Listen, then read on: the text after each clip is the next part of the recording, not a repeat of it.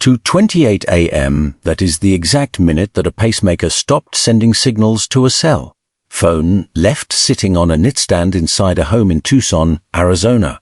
Not 2:27, not 2:30, 2:28 a.m. on February 1st, 2026. Set timestamp recorded automatically by a medical device implanted in the chest of an 84-year-old woman represents the last known biological marker of Nancy Guthrie's presence inside her own home. It is the digital equivalent of a heartbeat going silent.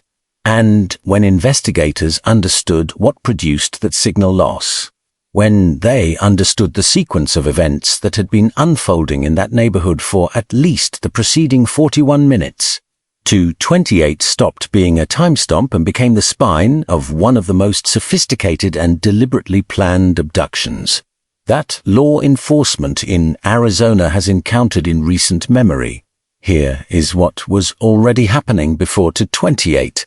At 1:47 a.m., the doorbell camera on Nancy Guthrie's front porch was disconnected, not by a power outage, not by a technical glitch, by a person, a masked individual who had specifically approached that device and deactivated it. At 2:12 a.m., 17 minutes later, the doorbell camera's software detected movement on the property, but no footage was available. Something was there. The system registered it, and then there was nothing to show. At 2:28 a.m., the pacemaker signal dropped.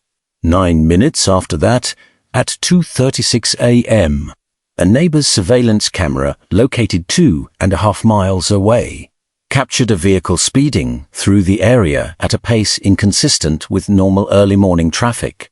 Neighbors in the immediate vicinity of Guthrie's home later told investigators that their Ring camera footage from that night was either missing entirely or marked as unavailable. The outage did not appear on their records as a malfunction.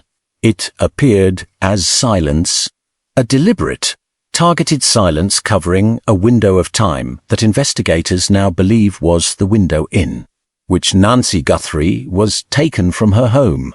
Before we examine what that silence means, before we go through every layer of this investigation, every piece of forensic evidence, every documented investigative failure, and every detail about the masked figure on that front porch, there is something more important than the forensic timeline, more important than the suspect description, and more important than the institutional decisions. That may have cost precious hours in the most critical window of this search. There is Nancy Guthrie herself. Because if she becomes a case number before she becomes a person, we have already lost the most important part of why any of this matters. Nancy Ellen Long was born on January 27, 1942 in Fort Wright, Kentucky. She turned 84 years old 5 days before she was taken. She had lived in Tucson for more than 5 decades, having moved there with her family in the early 1970s. The city had become her home in the fullest sense of that word. She worked at the University of Arizona from 1990 until 2007, 17 years of service to that institution. She was a woman of deep and consistent faith, a devoted parishioner at St. Andrew's Presbyterian Church, so regular in her attendance and her participation that when she failed to appear for a scheduled livestream of a Sunday church service, her congregation immediately knew something was wrong. That is the kind of person Nancy Guthrie was. The kind whose absence from a routine is noticed within hours. The kind whose community does not wait to be asked before showing up. She was widowed in 1988 when her husband Charles died at age 49 during a mining exploration trip in Mexico. She raised 3 children on her own after that, Savannah, Annie, and Cameron. She lived alone in her home in the Catalina foothills. She did not have any pets, according to her family and investigators alike. She was mentally sharp, what the Pima County Sheriff's Department described in an early briefing as sharp as a tack. She had limited mobility and could not walk 50 yards without assistance, according to her own sheriff. She wore a pacemaker. She required daily heart medication that investigators described as critical medication whose absence, they warned publicly, could prove fatal within 24 hours. Her daughter Savannah would tell the world in an Instagram video that her mother's health and heart were fragile, that she lived in constant pain, and that she needed that medication not just to maintain her quality of life, but to survive. Nancy had spent the evening of Saturday, January 31st, the night before she was reported missing, having dinner and playing games at her daughter Annie's home. She arrived there around 5:32 in the afternoon. Her son-in-law, Thomas Ochoni, who is married to Annie, drove her back to her own residence at approximately 9:48 that night. The garage door was confirmed closed at 9:50 p.m. Tommaso was the last known person to see her. The next morning, when she did not appear for the church livestream, a friend from her congregation contacted the family. Relatives went to the house around 11 a.m. They searched the house and the surrounding property thoroughly. They found no sign of Nancy, no indication of where she had gone, no note, no evidence of a voluntary departure. At 12:03 p.m., the family called 911. Investigators arrived at 12:15. By the time the sun went down that Sunday, the Pima County Sheriff's Department had publicly announced Nancy Guthrie's disappearance and confirmed that the circumstances were suspicious. What none of them knew yet, or what none of them publicly acknowledged yet, was that more than 10 hours had already passed since the pacemaker signal dropped at 2:28 in the morning. 10 hours in a kidnapping case involving an elderly woman with a heart condition is not a delay. It is a compounding crisis. If you want to follow a case this complex, a case that is still active and evolving as of mid-March 2026, with suspect publicly identified, no arrest made and no confirmed proof of life with the depth and the factual precision that breaking news almost never provides, hit the subscribe button right now and turn on notifications. On this channel, we do not speculate and present it as fact. We examine documented evidence, official statements from law enforcement, forensic findings, and the investigative decisions that shaped the outcome of a search. New cases and updates every week. And when you finish this video, leave a comment. Do you believe Nancy Guthrie is still alive? Tell me what you think, because the answer to that question changes everything about what the next move in this investigation should be, and what justice actually looks like in a case like this one.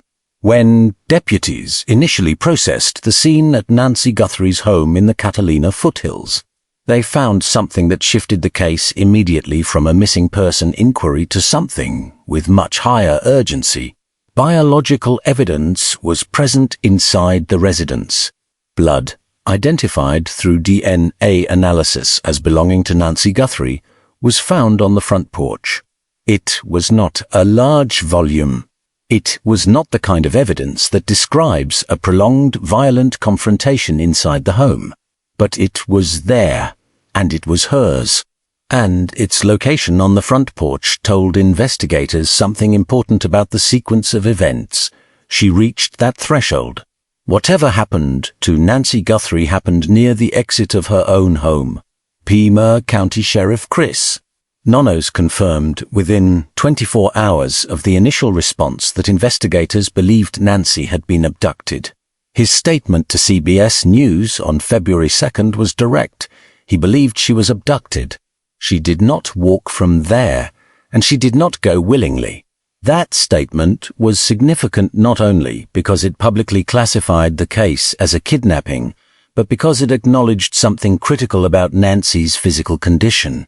A woman with serious mobility limitations living alone with no evidence of voluntary departure does not vanish from her home in the middle of the night without external force.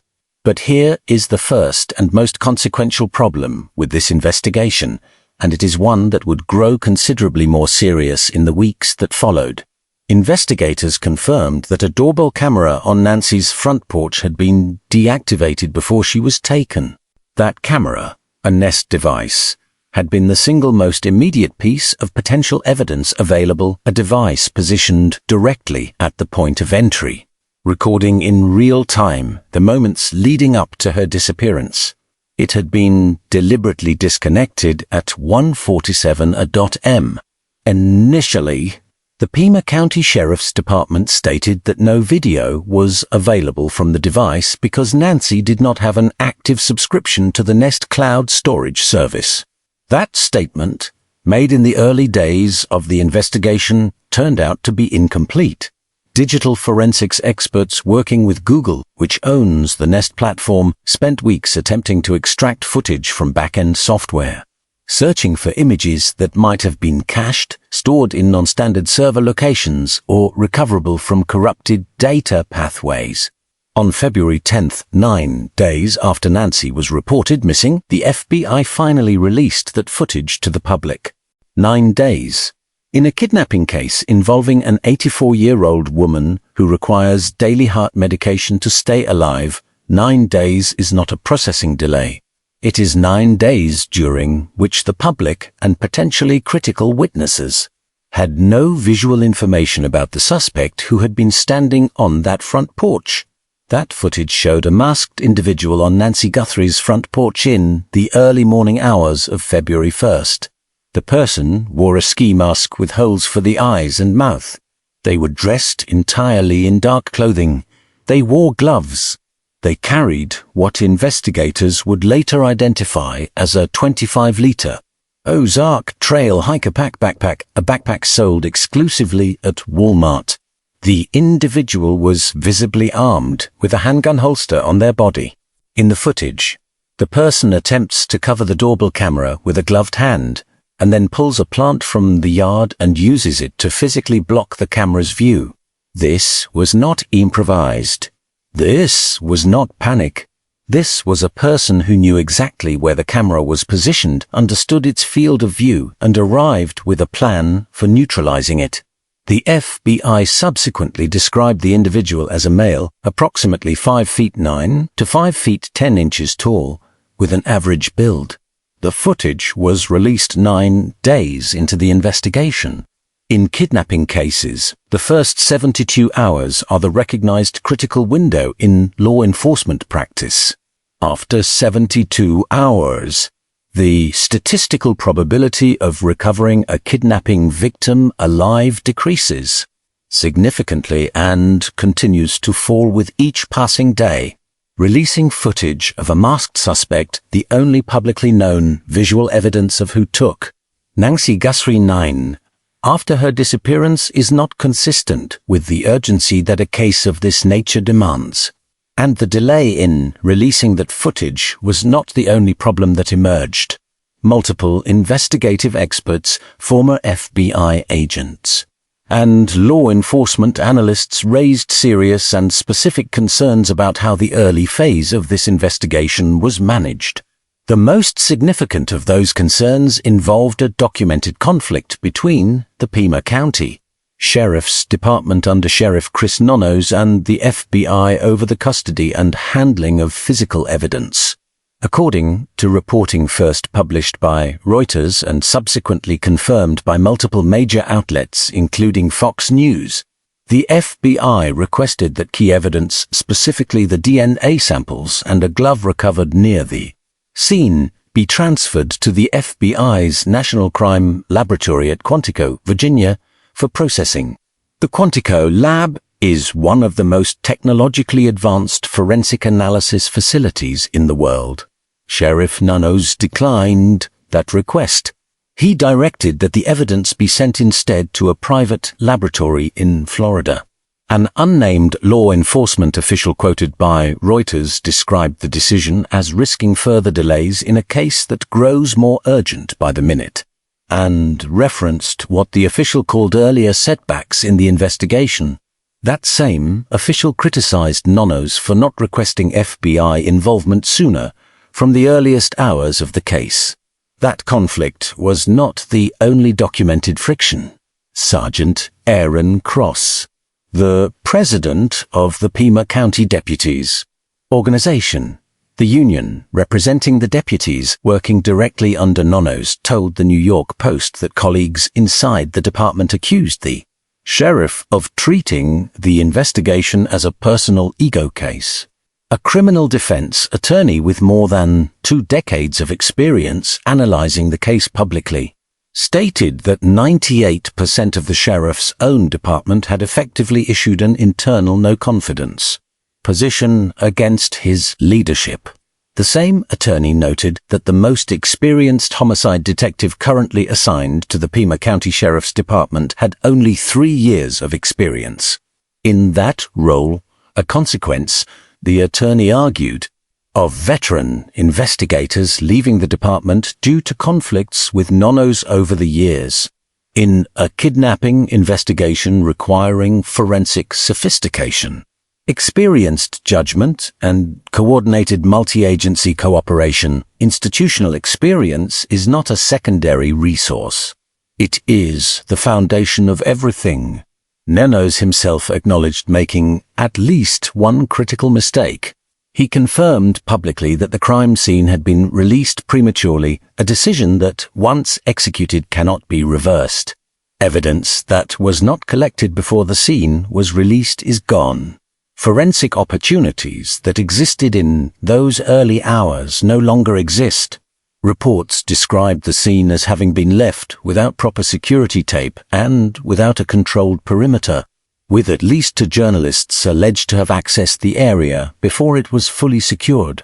In any investigation, particularly one where mixed DNA analysis becomes a central evidentiary challenge, contamination of the crime scene is not a procedural inconvenience. It is a threat to the integrity of any prosecution that might eventually follow. Documents also surfaced showing that Nonos had reportedly clashed with the only deputy in his department who was certified to operate the department's surveillance aircraft and had reassigned the deputy to street patrol. In a missing persons investigation conducted across the rugged, dense terrain of the Catalina foothills, the elimination of aerial search capability is a consequential operational loss. A non-profit search organization called United Cajun Navy submitted a detailed 41-page operational plan to Nonos in late February, offering dozens of trained search dogs and advanced drone technology to sweep the surrounding terrain. Nonos did not accept the offer. The plan was never implemented. Now let us look at what the physical and forensic evidence actually showed, because despite all of those institutional failures, what was collected in this investigation is significant, and it points in a very specific direction about who this suspect is and how this crime was planned. The Nest doorbell camera footage, once extracted, did more than show a masked figure. It showed someone who had clearly thought through the mechanics of surveillance interference before arriving at that address. The act of covering the camera lens with a gloved hand and then physically blocking it with a plant from the yard reflects advanced knowledge of the property layout. It reflects prior observation of that specific camera's position and angle. It reflects a decision made before the night of the abduction about how to address that obstacle. This was reconnaissance converted into operational action. The gloves the suspect wore served to simultaneous forensic functions, preventing fingerprint transfer to any surface touched during the abduction, and minimizing the deposit of biological material that could later be analyzed. Combined with the ski mask, which concealed facial features, hair, and any exposed skin, the suspect's full preparation reflects a working knowledge of how trace evidence is collected and what investigators prioritize at a crime scene. DNA evidence was recovered from multiple locations on Nancy Guthrie's property. The Pima County Sheriff's Department confirmed that the DNA collected was not from Nancy and not from anyone known to be in regular close contact with her. Investigators believe it belongs to someone directly connected to the abduction. That DNA was run through CODIS, the Combined DNA Index System, the FBI's National Repository of DNA profiles from convicted offenders. It did not produce a match. The absence of a match does not eliminate the suspect from the investigation.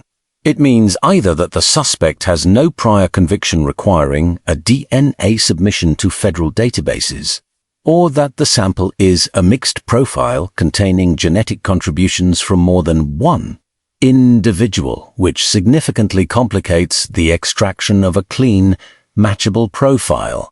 Nanos confirmed publicly that the DNA appeared to be mixed, potentially involving multiple contributors.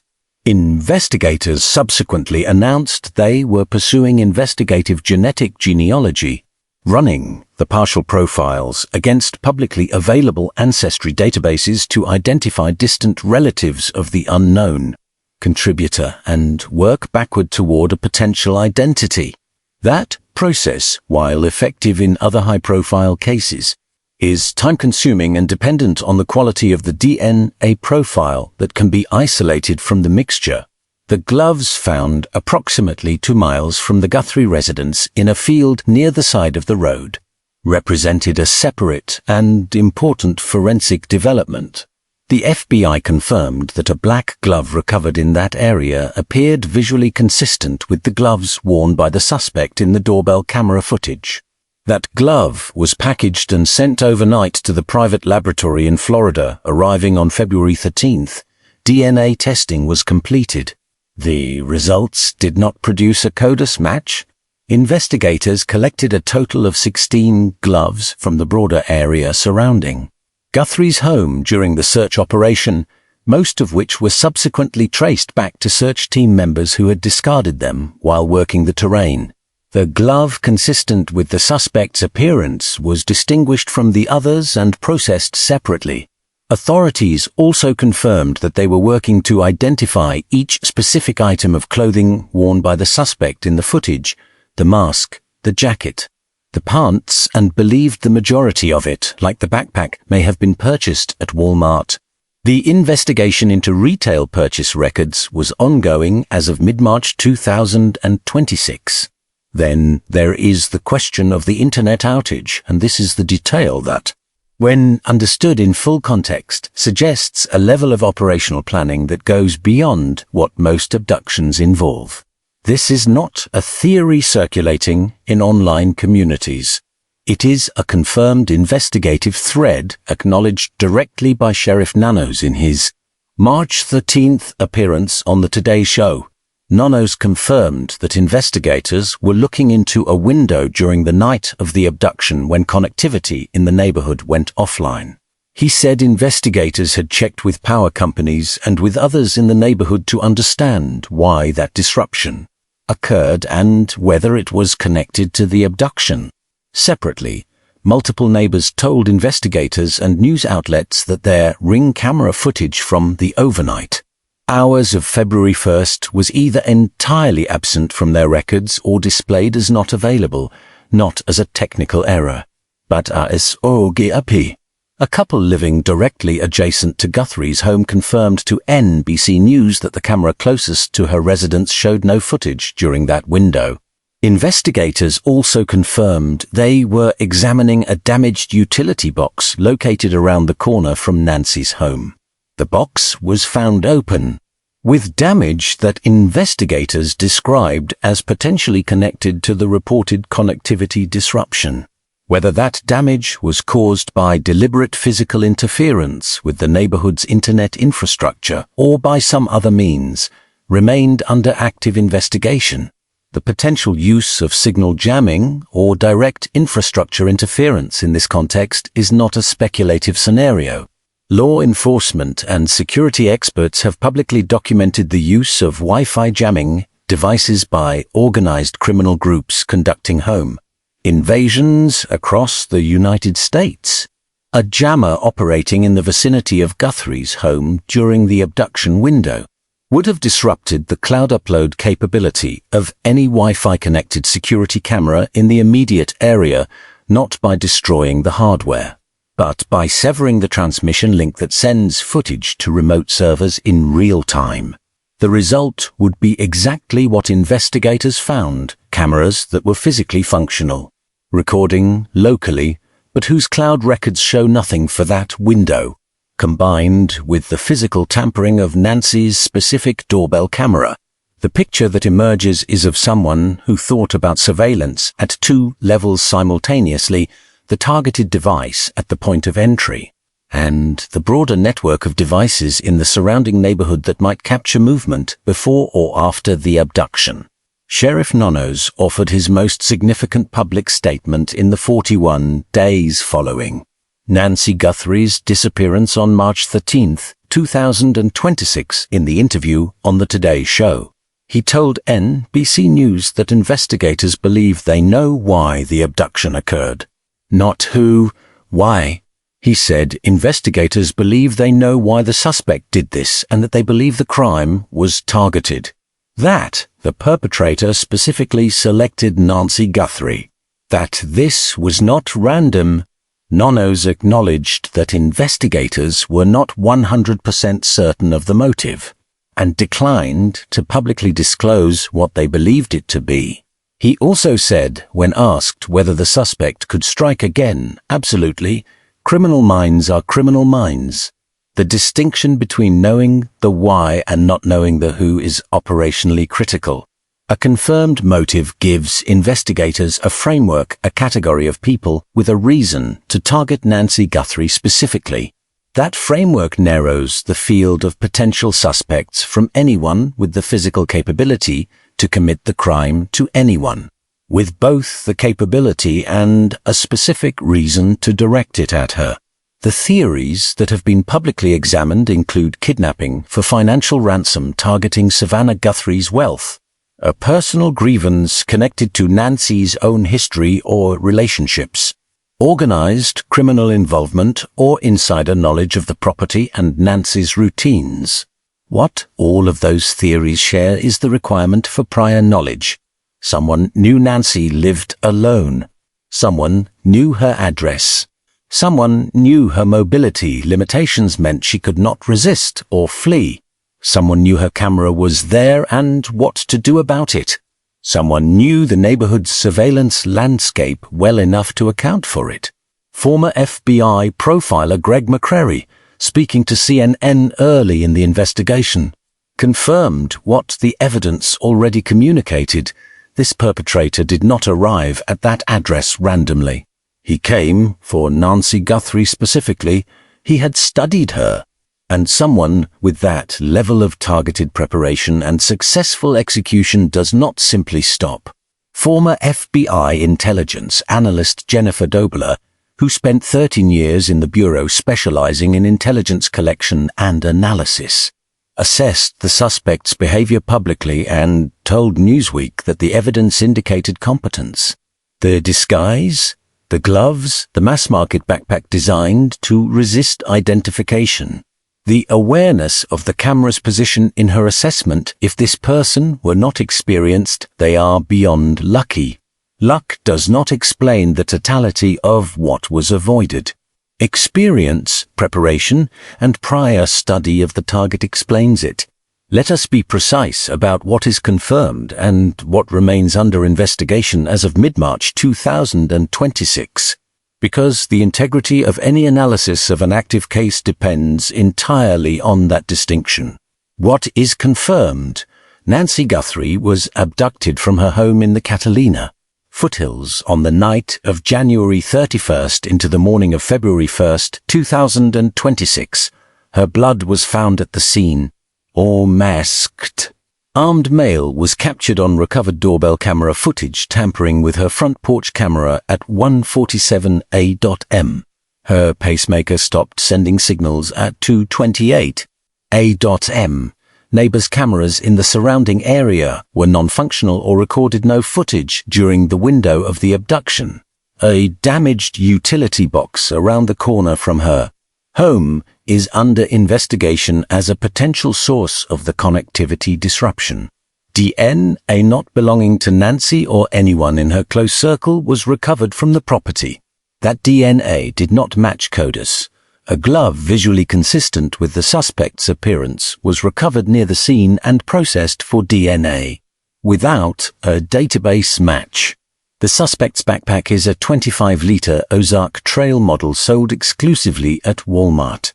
All of Nancy's immediate family members have been formally cleared as suspects. The FBI is pursuing investigative genetic genealogy to identify the unknown DNA contributor. The investigation is active and ongoing. As of the week of March 15, 2026, no suspect has been publicly named or arrested. What remains under investigation? The specific motive, which investigators believe they understand but have not publicly disclosed. Whether more than one person was involved, the Pima County Sheriff's Department has explicitly not ruled out multiple perpetrators. Whether the internet and connectivity disruption was deliberate. Whether the ransom notes sent to media outlets, including KOLD-TV and affiliates of both CNN and TMZ, demanding payment in Bitcoin, represent genuine communication from those holding Nancy or misdirection by unconnected individuals. At least one man in California was arrested for sending a fraudulent ransom communication to the Guthrie family. No confirmed proof of life has been established. A family has publicly stated they believe Nancy is alive. Investigators have stated they are operating on that assumption. What is under direct question? The handling of this investigation in its earliest and most critical phase. The 72-hour window, the recognized threshold for kidnapping survival probability, was marked by a crime scene. Released prematurely, a documented conflict between county and federal authorities over evidence custody that introduced delays into forensic processing. A 9-day gap before surveillance footage of the masked suspect was made public, an initial statement that no doorbell camera video existed when digital forensics ultimately proved otherwise. A rejection of FBI Quantico's processing capabilities in favor of a private Florida lab. A refusal of a 41-page operational search plan from a nonprofit organization. The reassignment of the department's only aerial surveillance operator. And a sheriff whose own union leadership publicly characterized the investigation as compromised by ego. Each of those decisions, taken individually, represents a judgment call that reasonable professionals might debate. Taken together, across the most urgent 72 hours of a kidnapping case involving an 84-year-old woman without her heart medication, they form a pattern that critics across law enforcement, legal analysis, and investigative journalism have documented with specificity. The investigation stands as of March 17th, 2026, 45 days since Nancy Guthrie was reported missing. More than 40,000 tips have been received by the Pima County Sheriff's Tip Line and the FBI. The reward offered by the family stands at $1 million. The FBI has offered an additional $100,000. Savannah Guthrie stepped away from her duties as co-anchor of the Today Show, including co-hosting responsibilities for the 2026 Winter Olympics opening ceremonies to remain in Arizona and assist in the search for her mother. She donated $500,000 to the National Center for Missing and Exploited Children and asked that the attention directed at her family's case be extended to other missing persons whose disappearances receive no national media coverage. The person who took Nancy Guthrie made a series of deliberate and calculated choices that night. They selected a community with limited commercial surveillance, infrastructure, and significant natural cover.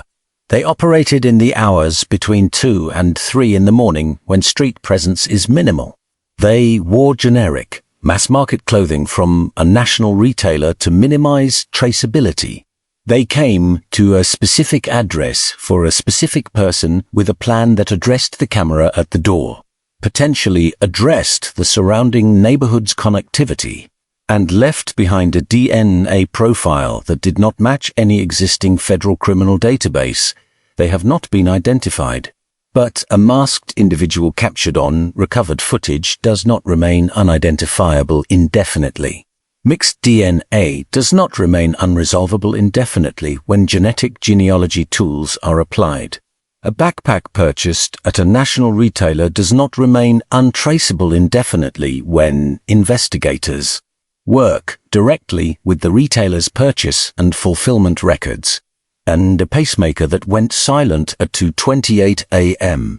is a timestamp that belongs to a real woman, a woman with 3 children, a church community that held vigil for her, a neighborhood that still lays yellow roses at the curb in front of her house, and a family that has not stopped searching for a single day.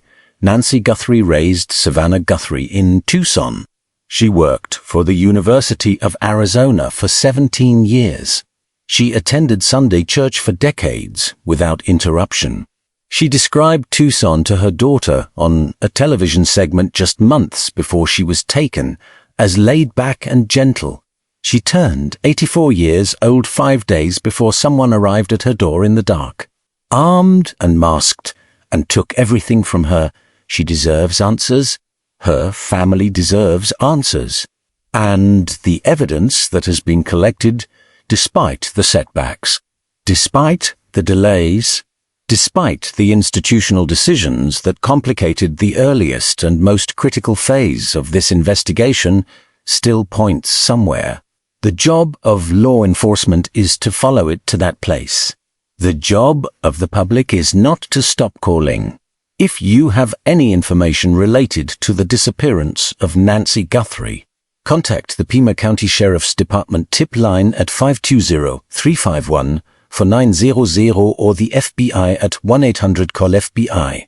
One of those calls could be the one that brings her home.